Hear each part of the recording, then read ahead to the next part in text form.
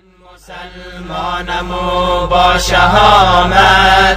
غیرت و جرأت و هم شجاعت، این هدف در ره دین و ایمان، عاقبت یا ظفر یا شهادت، عاقبت یا ظفر یا شهادت. این حقیقت بدان ای مسلمان، شد فدا جان فاروق و عثمان، حمزه با آن جگر پاره پاره، خالد و حیدر و سعد و سلمان، حمزه با آن جگر پاره پاره، خالد و حیدر و سعد و سلمان، 100 هزاران جوان لاله گون شد، این زمین بهرشان رنگ خون شد.